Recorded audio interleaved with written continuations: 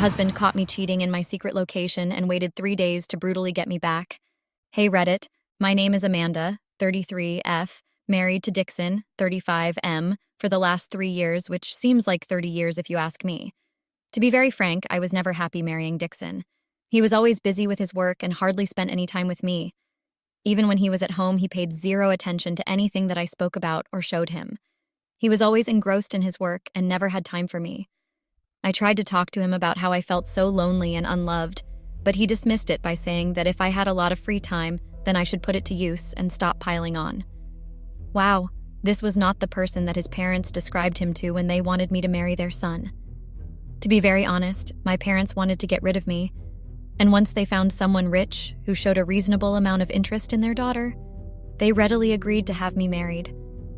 They did not even try to check on me regularly, but always had time to call me when they needed money or help from Dixon. So I had no one I could talk to about my problems in my family.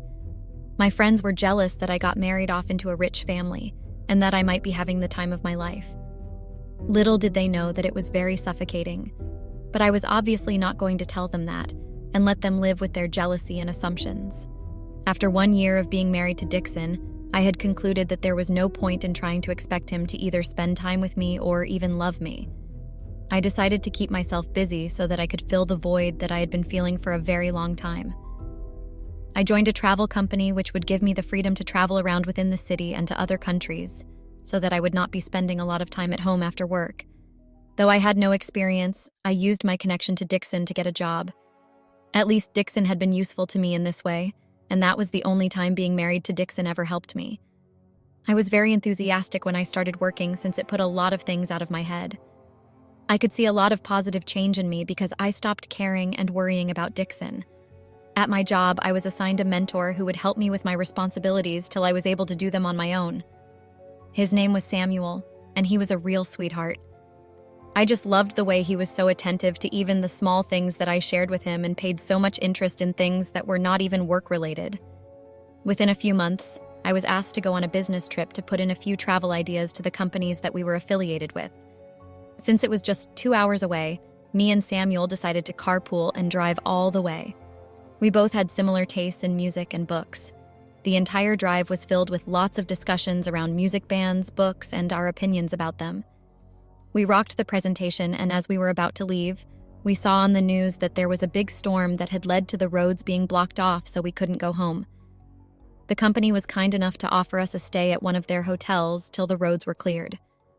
We decided to make the most of it and hit a few local bars to enjoy a few drinks and to celebrate the success of signing up for a new deal.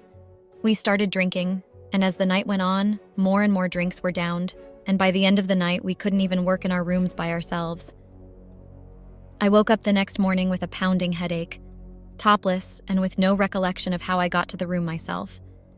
I looked around and found Samuel sleeping on my panties butt naked. I put on my top, woke him up, and accused him of taking advantage of me being drunk last night.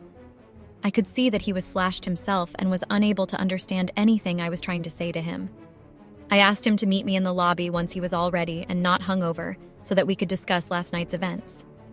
We both did not remember most parts of last night. We had decided that last night was a huge mistake and that we would never discuss it or even mention it to anyone. Very soon we were sent on another trip because we were such a great team. We tried to act as professional as we could, but there was a lot of sexual tension between us, which was very undeniable. As the night progressed, we knew that there was no way of fighting it, and just like that, we gave in. We started meeting regularly, but I knew that with Dixon being so popular around the city, it was going to be very difficult for people not to notice. I decided to buy a cabin in the woods where we could meet whenever we wanted to. The cabin would be our safe house so that no one raised an eyebrow or even had the faintest of an idea about our affair. It was perfect as we could have the entire place to ourselves and not care about anyone. It was our 1 year together, and Samuel and I wanted to celebrate. I lied to Dixon about having a business trip so that I could go to the cabin to spend a few days with Samuel and celebrate being together for a year. Though we were not officially together, our hearts belonged to each other, so I wanted to make it special. I reached the cabin early to prepare and set up everything before Samuel showed up. I had everything in place, including the bed and the bathtub filled with roses and the champagne ready, as this was going to be our celebration of 1 year of being together.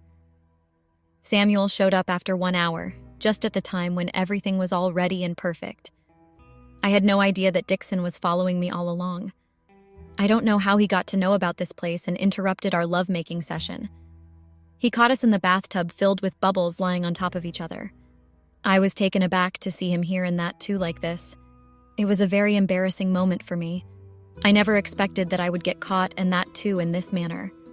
I started screaming at Dixon that he was violating my freedom by following me. It was unethical and illegal of him to spy on me. He started laughing at me and my claims and kept pointing at the situation I was in. True that I was naked with another man, but that did not mean that I would be afraid to defend my own rights. I told him that irrespective of the state I was in, I had every right to protect myself from being violated. Dixon did not like that I was being so shameless with no remorse about not having done anything wrong, that he would have no choice but to make me understand that what I was doing was called adultery, which is illegal in a marriage. He said that he just had a very bright idea in his mind on how to make me understand the difference between right and wrong. Before we could even manage to get out of the bathtub, he locked us in the bathroom and switched off the lights and hot water. We did not even have our phone on us to call for help, and we were stuck in the bathroom with no clothes and just towels to help us keep warm. Dixon unlocked the bathroom after 2 hours and ordered us to get out. If I would have been locked in the bathroom for another 30 minutes, I would have frozen to death. We started scrambling our clothes to find something warm to wear. In the meanwhile, Dixon asked Samuel if he would like to be a part of whatever was going to happen next. Samuel, like the useless shit that he was, bailed out on me and decided to leave me to deal with Dixon. After Samuel left, Dixon questioned me that wasn't it our 1-year anniversary that we were celebrating, and how ironic of Samuel to leave exactly after 1 year of having an affair. I snarled at Dixon that if he would have been nice to me, I would not have to look for love outside of marriage and decide to have an affair with Samuel.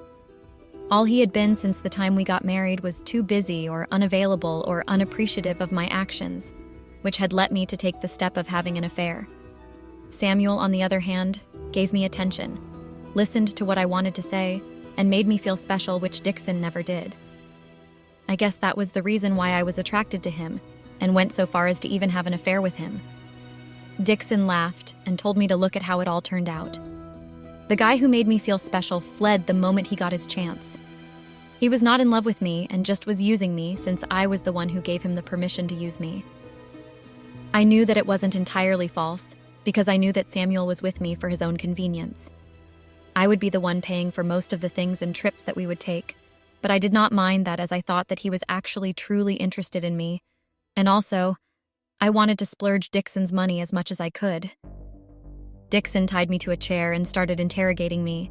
He asked me if I had been using his money and his connections to show off to my boyfriend how much I could do for him. It was true that I was using Dixon's money for all my rendezvous with Samuel, because it felt like I was slapping Dixon in his face whenever I spent on anything to do with Samuel. Dixon told me that since I was very confident that I could seduce any man with that face of mine, he was going to ruin it for me so that no other man would fall for that innocent face. I kept yelling at him to stop and that I would never repeat this mistake again. He got a bucket of boiling hot water and tried to force my face into it while I was begging him to forgive me, and that I would do anything that he wanted me to. He told me that though he might have not given me enough time, he made sure that I had every comfort that I ever wanted at my disposal while he was busy making money. The exact same money that I had been mindlessly spending on myself and my boyfriend for the past 1 year.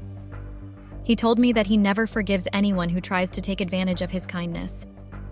I was trembling with fear at the thought of Dixon actually burning my face. I tried to coax him into not doing anything to me and change this by convincing him that we could start over, and that we both would invest a lot of time in working on our relationship to build trust. He laughed at my failed attempt and told me that he knows when someone is trying to save their ass and making up bullshit just to get out of the situation. Damn, it was going to be more difficult than I thought. I thought that why not try seduction, since that could be something which could help me melt his heart a little. I asked Dixon if he could do me a favor and scratch me on my thigh as I was feeling very itchy.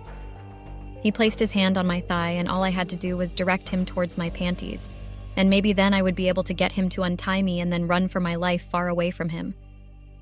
I did get what I wanted, but not in a way that I was thinking of. Dixon did not untie me even after feeling me. He had sex with me on the chair that he had tied me on and forced me to pleasure him repeatedly for 1 hour. He kept slapping me and telling me how dare I have an affair, and that too for almost a year.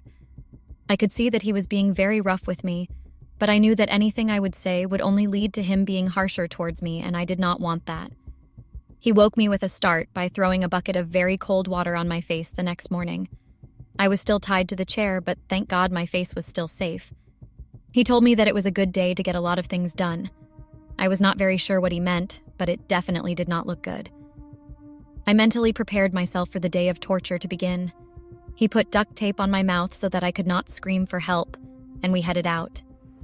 He told me that the weather was perfect to camp in the forest. I could not understand what was going on in this cruel head. After walking for almost 5 kilometers deep into the forest, he found the perfect spot to put on a tent and make a bonfire. I didn't know if I should be impressed with his skills or fear what he might do next. He made me sit very close to the fire under the scorching sun, which made me sweat a lot. The sweat was the least of my worries now, since I could feel tiny specks of fire dancing in the air and then falling on my skin. I tried to yell with my mouth closed to Dixon that I was too close to the fire and might end up burning myself. I think he did that on purpose so that he could torture me little by little for deceiving him. It took almost 2 hours for the fire to die down, and I could see that I had burn marks all over my hands and feet that were waiting to be treated. He took me inside the camp and applied ointment on all my wounds and told me that he was very worried of me being so careless with the fire. Of course, he wanted to act like a loving husband after putting me through all the torture.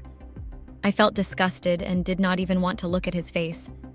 He forced me to look at him and give me a very cunning smile and warned me that the more I tried to disrespect him, the more the level of torture was going to be. Obviously, I was scared for my life because I knew that he wasn't joking about a single word that he said. I was in so much pain that I had no idea when I passed out. When I woke up, I noticed that I was alone in the tent, and there was no sign of Dixon. It was pitch dark outside, and I could hear the night animals trying to hunt for their prey.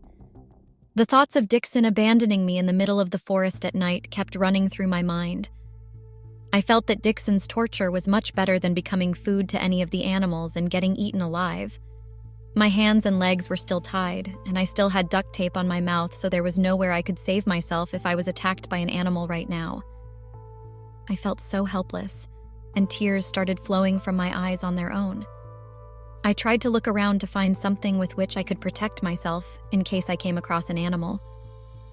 As I was trying to feel something in the dark, I saw the tent moving, and I closed my eyes and waited for the inevitable, as I did not even have the heart to see what was going to attack me. I could hear Dixon's vicious laugh and thought about how I could think of such a vile person just moments before dying. I opened one of my eyes and saw that he was standing there laughing at me. I breathed a sigh of relief, as you know, a known devil is better than an unknown one. He said that he was just outside to get some dinner, but never knew that I would be missing him so much. I decided that I needed to act nicer towards him if I wanted to make it out of the forest alive. We slept in the tent, and he made sure that I was going to be miserable the entire night without proper layers to keep myself warm. The next morning, we headed back to the cabin where he untied me finally after 2 long days. He asked me to clean myself up. I went to the shower and made sure that I took as much time as possible to enjoy being alone and away from Dixon for at least 2 hours. I could finally touch hot water after 2 days of living in the cold that I did not want to even get out of the shower. As I continued bathing, I could sense that the water was getting pretty hot. In the beginning, I was really appreciating the hot water, but very soon it was getting too hot to my taste. The water was so hot that I was unable to even enjoy my shower, so I decided to just get dressed and wait for further instructions from Dixon. As expected, Dixon was waiting for me right outside the bathroom. As I was making my way out, he pulled me into the bathroom, holding onto my hair, and forced me into the shower. He switched on the hot water and pushed me into the shower. The water started burning my skin when I tried to cover my face with my hands and was screaming and yelling at Dixon to stop. After 2 minutes, he switched off the water and asked me if I was okay. I was in so much pain that I didn't even want to have any conversation with him. I pushed him away and applied some cream to curb the burning sensation. I dressed myself and waited for him to get ready. He took me to a nearby hospital and told them that I accidentally burned myself while showering. It had been 1 week after Dixon caught me and Samuel in the cabin cheating on him. I had resigned from my job since it would take me at least a month to recover from the burns. I was just resting at home, and everyone coming in to see me kept telling me that I was so lucky to have such a loving and caring husband who had left his entire work just to take care of me. I could only scoff at their remarks, as I was the only one who knew the truth behind it all. In the second week, I was supposed to go to the hospital to get my dressing changed. Dixon was asked to wait outside, and I thought this was the only opportunity I would get to run away from him. After my dressing, I asked the doctor to discuss with Dixon about my progress, as he was very much worried about how I was doing. The doctor was busy with Dixon giving him words of encouragement and the quick progress that I was making. In the meanwhile, I sneaked away from the room and made my way towards the exit. Once I was out of the hospital, I started running like a mad woman without even looking back. I took all these tiny little lanes so that it would get difficult for Dixon to follow me in his car. Once I confirmed that there was no one following me, I decided to take a break from all the running, as I was not in my best shape to run for a long time. Thankfully, I had my phone on me, so I quickly went to the nearest ATM and withdrew all the money that I had in my bank account. I knew that Dixon would very easily be able to trace me to the ATM in no time. I threw my SIM card in one of the trucks that was passing by just in case Dixon was tracking my location. I went to a very dodgy-looking motel and booked a room for a day so that I could think of my next steps. Though the bed was not very comfortable, I could finally feel free, as if I had just come out of a royal prison. The next day, I got up very early and decided that I could not stay at one place for a long time and had to keep moving. I left the motel and took a train to Ohio, as I did not think Dixon would be looking for me there. I decided to start my life in Ohio if everything went my way. I would change my name, my identity, and even my personality if I had to, so that I could live in peace far, far away from Dixon and his shadow. It has now been 2 weeks since I moved to Ohio with no signs of Dixon. I can finally think that I am at a better place now, and no amount of luxury could buy me this freedom. Now when I look back, I know that me cheating on Dixon was not the right thing. The way he treated me was not the kind of punishment anyone would deserve. It was very inhuman and ruthless, in my opinion. I would wish no one to go through the kind of punishment that I have been through.